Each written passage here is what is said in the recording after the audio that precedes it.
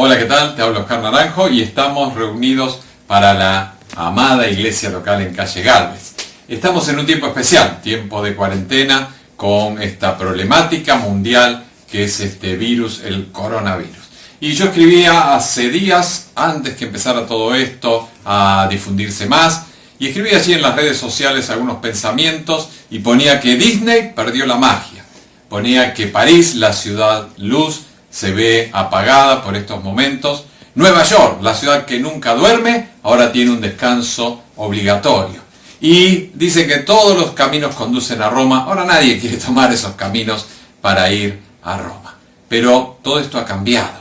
El que no ha cambiado es nuestro Dios. Queridos hermanos, Dios es el mismo, hoy, ayer y por los siglos. Y quiero invitarte e invitarme a descansar en Él. En este tiempo tan difícil, en este tiempo duro, de una prueba especial, distinta, diferente, que vos y yo podamos tomar ánimo, podamos tener aliento para seguir adelante, trabados de la mano del Señor. Hoy yo quiero hablar de una persona que pocas veces se habla, alguien cual tenemos medio olvidado, alguien a quien no le prestamos tal vez demasiada atención, y parece estar en un segundo plano de los personajes de la Biblia. Y yo puse aquí en primer lugar que él pasó por una situación única. Yo creo que muchos de los que ya tenemos cierta edad hemos pasado por algunas situaciones únicas, todo lo que fue el proceso militar, por lo menos hablo en mi caso. Algunos se recordarán en el área económica lo que fue el Rodrigazo, una etapa muy difícil en nuestro país. También lo que fue la casi guerra con Chile. Yo recuerdo estar en el sur del país, sé que algunos hermanos estuvieron conmigo de la iglesia allí porque estábamos en un campamento en Bariloche y muchos se deben acordar de lo que eran los oscurecimientos. Los chicos que no se acuerdan, que no saben de qué estoy hablando, pregúntenle a los papás que más o menos tengan más de 50 y pico de años y se van a acordar. Pasaron otras cosas como esto lo vivimos muy de cerca, muchos de nosotros, que fue la guerra de Malvinas allí en el año 82. También muchos tiempos pasaron saqueos, problemas y se vivió también eso. Otros recordamos el 2001, en donde personalmente junto a mi familia la pasamos realmente muy mal, en donde un presidente se fue con el helicóptero y nos dejó aquí abajo con todas las deudas y realmente el país pasó una situación muy grande. Y yo estoy hablando de un hombre que vivió una situación única, una situación especial que creo que ningún otro hombre vivió, porque tal vez otros hombres vivieron esa situación, pero no con un condimento especial que va a tener esta historia. Y estoy hablando de José, no el de Egipto, sino José, el padre adoptivo o putativo, como sería la palabra, del Señor Jesucristo, el esposo de María. Este joven está enamorado, su novia es María, y de repente él se va a enterar que ella está embarazada. ¡Wow! Era todo un escándalo, era toda una problemática, era todo una cuestión tremenda de moral, especialmente en aquellos tiempos. Hoy no hubiera llamado la atención a nadie, pero en aquellos tiempos sí. Y este hombre, como la amaba, como la quería, realmente se sintió muy mal, pero él va a recibir de parte de Dios una corrección, va a recibir de parte de Dios el mensaje, le van a contar lo que pasó y él se va a enterar y va a poder seguir adelante con lo que va a ser el milagro más maravilloso. Dios hecho hombre, nacido de mujer, la persona de Jesús, ¿no? María no es la madre de Dios, María es la madre de Jesús. Y eso lo tenemos que entender. Estoy hablando de José, el esposo de María. Y José, yo tomé una letra, a mí me gusta, ahí los chicos en la casa digan, ¿qué letra vamos a usar? La letra O. Hoy vamos a usar la O de Oscar y vamos a hablar con palabritas con la letra O. En primer lugar, yo veo que José tenía un oficio. Él era un carpintero, él era un hábil con la madera, con el martillo, con el serrucho, y él hacía seguramente muebles, reparaba cuestiones de madera, que era muy habitual en esa época y lo sigue siendo al día de hoy. Él era un carpintero. Ahora, mi querido hermano, vos y yo tenemos nuestro oficio. El Señor nos ha dado un oficio y lo tenemos que desarrollar. Invito, animo a todos los muchachos, a todas las chicas a que estudien, a que se preparen. El que pueda ser un profesional, que lo haga. y el que no pueda tener un oficio y todos podamos estar trabajando. Esto es algo bueno. El creyente no puede ser un vago. El creyente no puede ser alguien que no trabaja, alguien que le escapa al laburo. Muchachos, hay que trabajar. Y eso también es parte de nuestro testimonio. Pero quiero desafiarte a algo. Nuestro oficio también tiene que ser la base para nuestro sustento, para que nosotros podamos desarrollar la obra de Dios. Dios nos ha dado una obra. Ahora sabemos que tenemos que vivir, que tenemos que pagar impuestos, que tenemos que desarrollarnos, el día que tenemos familia, enviar a los chicos al colegio, alimentar a nuestra familia. Todo eso tenemos que sustentarlo y lo tenemos que hacer con nuestro oficio. Ahora bien, yo puedo ser un médico que gana dinero, que con mi conocimiento sano gente, pero no le doy importancia al área espiritual.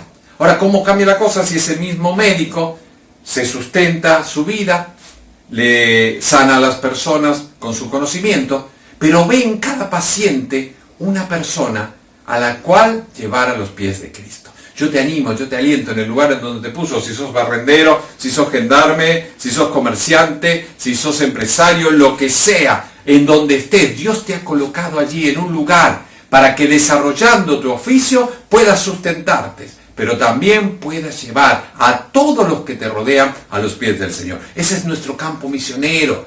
Es verdad que el Señor dijo ir, pero ese ir incluye el yendo.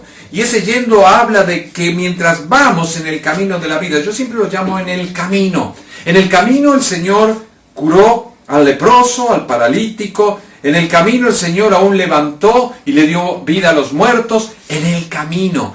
Querido hermano, en el camino de la vida, vos y yo con los que nos cruzamos, tenemos que estar impactándolos con el mensaje del Evangelio.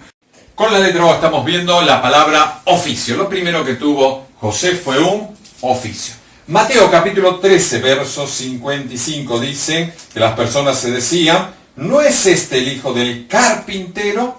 ¿No se llama su madre María y sus hermanos Jacobo, José, Simón y Judas? A él lo conocían porque él era un obrero.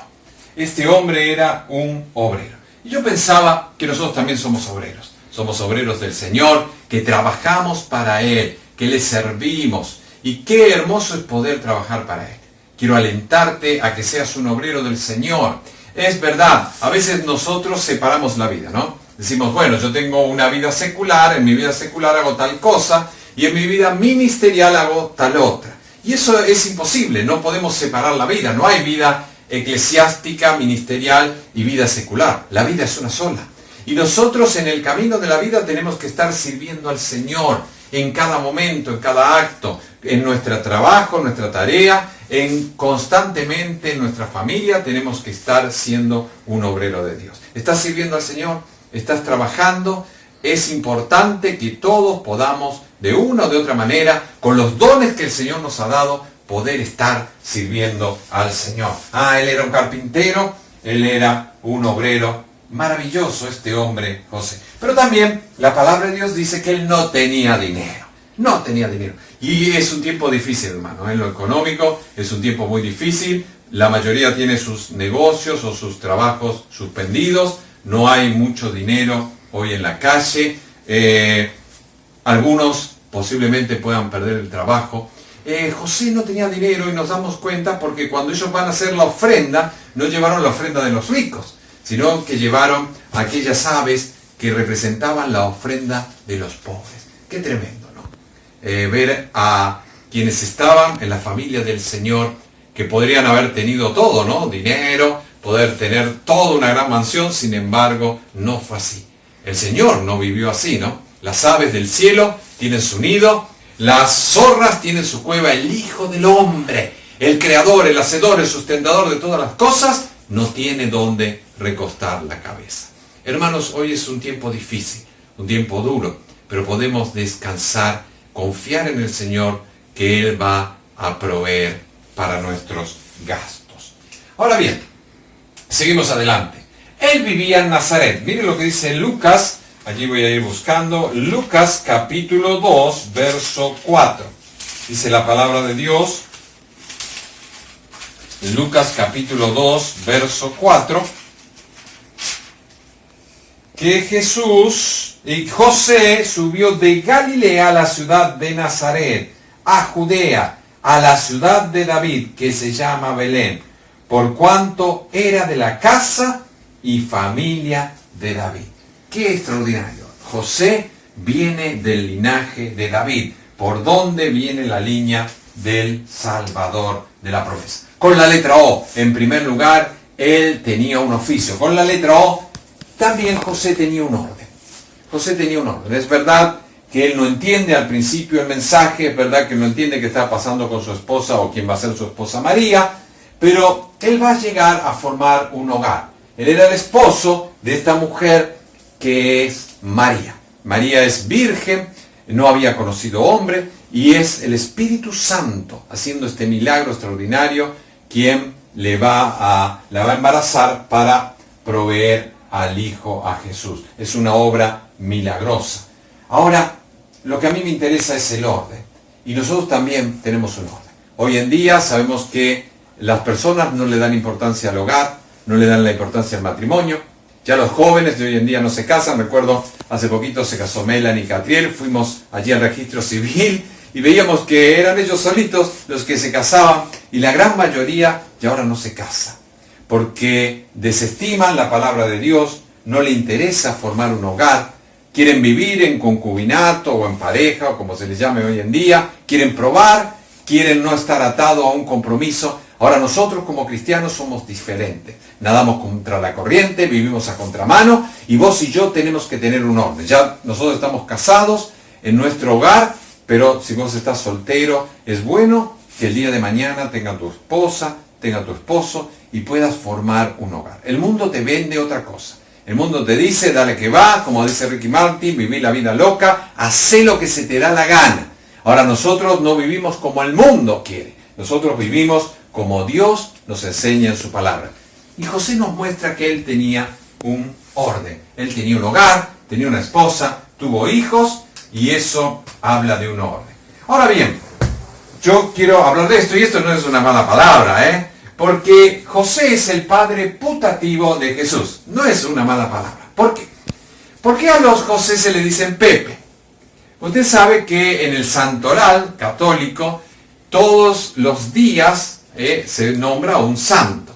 Cuando usted nacía el 19 de marzo, por ejemplo mi papá, don José Pepe Naranjo, cuando los abuelitos, que era, o la abuela, porque mi abuelo de parte de papá murió cuando él tenía 4 años, ellos venían de la religión católica de las Islas Canarias, y 19 de marzo nace mi papá. Entonces fueron al santoral y vieron que allí era San José. Y San José lleva la insignia de padre putativo, que no es lo mismo esta palabra que ser un padre adoptivo. Yo a veces he escuchado el concepto de padre adoptivo. Así que busquen en el Google la diferencia entre padre putativo y padre adoptivo, y ahí lo vas a entender y te lo va a explicar mejor que yo el diccionario.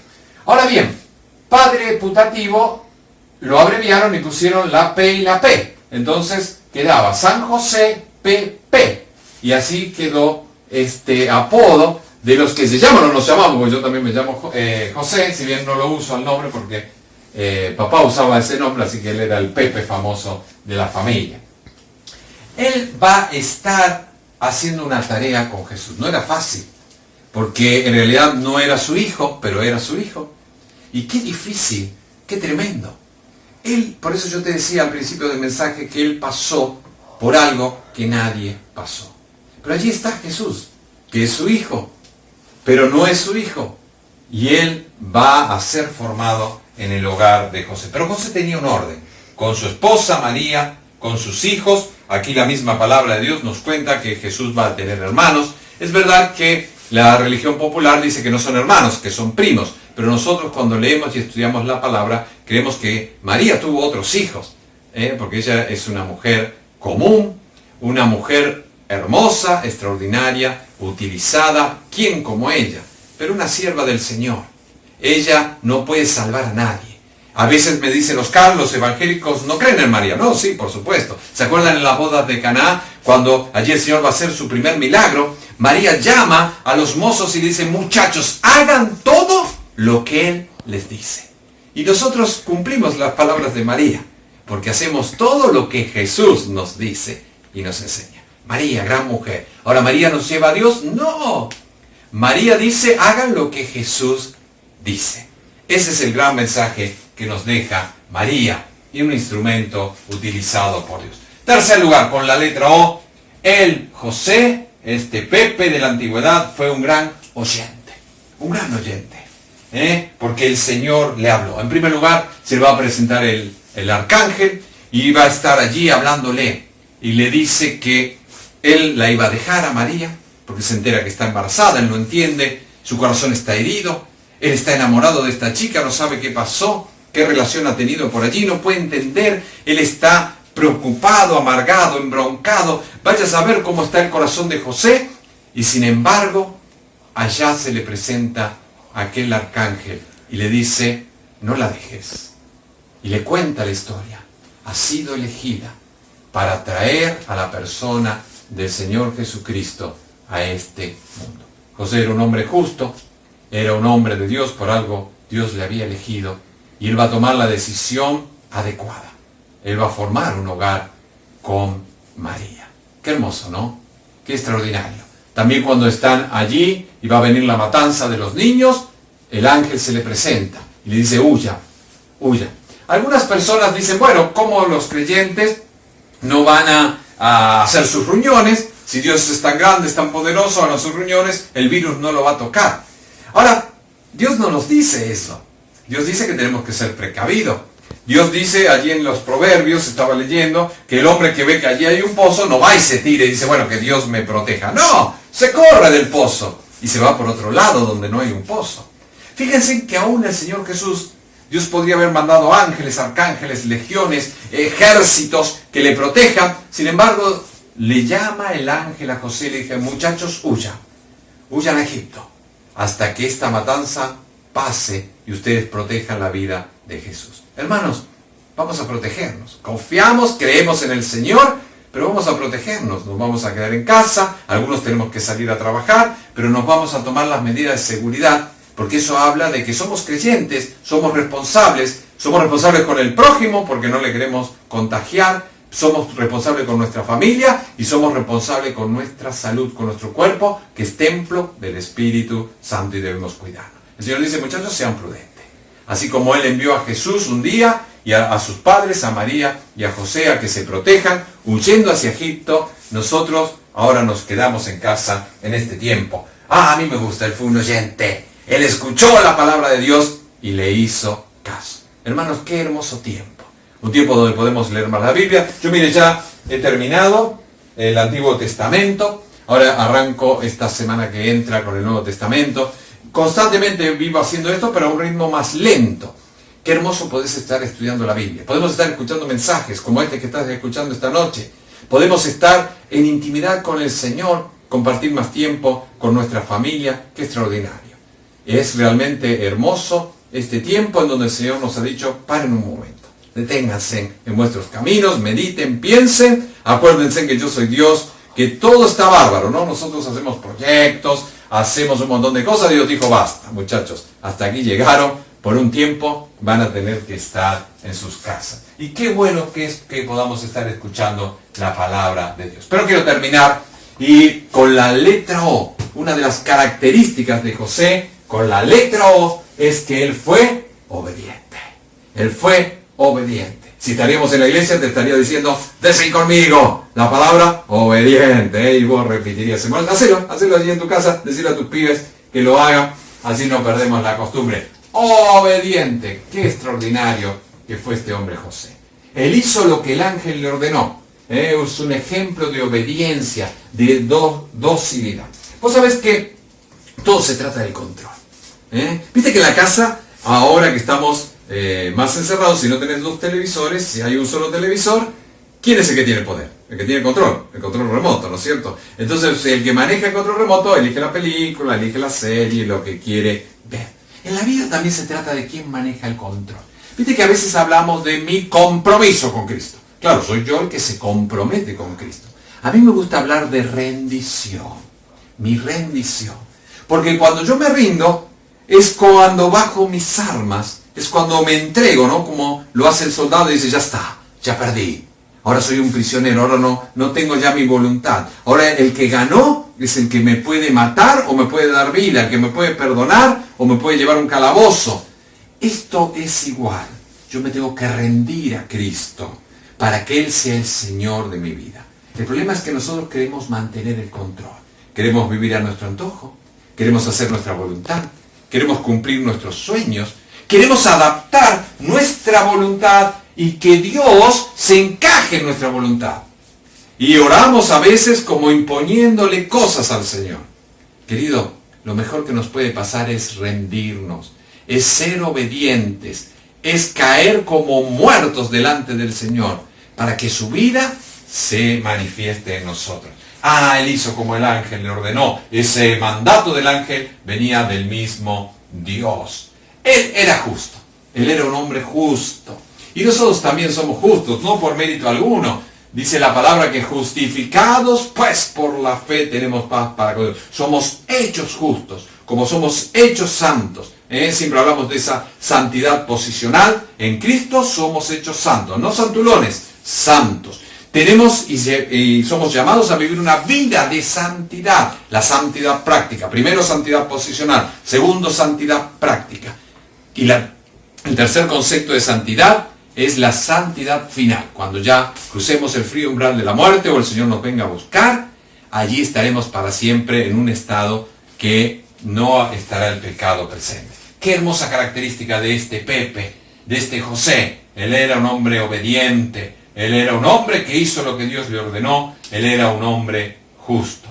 ¿Se acuerdan? Él fue a Belén con María para empadronarse, había un censo y él cumplió con sus obligaciones también en cuanto a su país, en aquel momento el Imperio Romano, así lo exigía. Y vos y yo también tenemos que cumplir con las leyes, a veces no nos gustan, tenemos que estar orando por los gobiernos, a veces no nos gustan, y tenemos que estar participando de esta vida, en este mundo, en esta patria que Dios nos ha puesto, que no es la patria final nuestra patria es celestial, pero aquí tenemos que estar obedeciendo a las autoridades como nos enseña la palabra de Dios. Eso no quiere decir que estemos de acuerdo. En muchas cosas yo no estoy de acuerdo con algunos gobiernos, con algunas maneras, pero nuestra obligación es poder estar apoyando, poder estar orando para que el Señor manifieste su voluntad. Vamos terminando. Él presentó a Jesús en el templo. Qué hermoso, ¿se acuerdan? Lucas capítulo 2, Él presentó a Jesús en el templo. Me encanta cuando los chicos son llevados, nosotros tomamos esa costumbre de orar por ellos, de pedir la bendición de Dios, y allí cuando cada hogar nace un niño, una niña, y todos aplaudimos, nos gozamos de que sean presentados delante de nuestros pastores, delante de la presencia del Señor, y todos los hermanos oramos por ese niño, esa niña, para que Dios le bendiga en gran manera. Yo creo que es una hermosa costumbre que podemos estar haciendo y la hacemos en nuestra hermosa congregación. ¿Se acuerdan de esto? Ya hablé. Él huye con María y toma a Jesús, el niño Jesús era jovencito, chiquitito, y lo toma y lo lleva a Egipto. Ser prudentes, hermano, no es no creer en Dios. Ser prudente, también la palabra de Dios nos habla de que José y María fueron prudentes para preservar. Es verdad que Dios estaba detrás de eso, a Jesús no le iba a pasar nada, su tiempo no había llegado, pero era un tiempo en donde muchos niños van a morir en aquella terrible persecución y matanza. Él llevó a Jesús a Jerusalén, ¿se acuerdan? Tiene 12 años. ¡Wow! Ya es un adolescente. Los que tienen niños adolescentes saben que ahí empieza lo bravo, Niños chicos, problemas chicos, niño grande, problema grande. Y cuando empiezan en la edad de la adolescencia, hermano, a veces como yo decía con mis hijos, ¿no? Señor, o te los llevas vos o te los mando yo, ¿no? A veces dan ganas de matarlos, pero bueno, Jesús es un adolescente, pero es un adolescente ejemplar. Dice que él crecía, ¿no? En sabiduría, en estatura y en gracia para con el pueblo. Desafío a los chicos adolescentes de la iglesia, hermosos adolescentes, que tenemos preadolescentes, adolescentes, casi jovencitos, a ser como Jesús. Muchachos que crecen en sabiduría, en conocimiento de la palabra, en estatura, cada vez, viste, vienen los pibes y ya nos pasan, y crecer en esa gracia que Dios te da. Y sé obediente, honra a tu papá, honra a tu mamá, sea amoroso con ellos, aunque no los entiendan, no lo comprendan, parezcan medio unos dinosaurios pasados de moda, que por ahí te prohíben un montón de cosas, pero no importa, son tus padres, y el Señor dice que vos tenés que ser un muchachito. Yo sé que el mundo te va a ofrecer muchas cosas, yo sé que el mundo te va a decir que ir a la iglesia, ahí te lavan la cabeza. Vos cuando te digan, en la iglesia te lavan la cabeza, vos decís, de ninguna manera, la única que me lava la cabeza es mi mamá y con champú. Bueno, no importa, pero vos tenés que estar afianzado a Dios. El mundo te va a ofrecer muchas cosas, joven, adolescente, pero son todos espejitos de colores. Son todas cosas que no te van a llevar a la verdadera paz, a la vida en abundancia. Esa solo te la puede dar Jesucristo. Como siempre le digo a los chicos en los congresos, vale la pena vivir para Jesucristo. Él fue un hombre obediente. Él fue un ejemplo de fidelidad. Fidelidad para con Dios, fidelidad para con María, fidelidad para su hijo y sus hijos. ¿Qué habrán pensado sus hermanos, no? ¿Qué habrán pensado? ¿Se imagina? De entrada, me parece que Santiago no estaba muy, ¿no? Después Santiago va a ser uno de los principales de la iglesia primitiva, pero me parece que de entrada no sé si Santiago estaba muy acorde a que su hermano era el Mesías, porque si vos tenés hermano, si te dicen este es el Hijo de Dios, este es el Mesías, y vos lo vas a mirar de reojo. Imagínate vos lo que le pasaría a los hermanos y hermanas, porque Jesús también tuvo hermanas mujeres.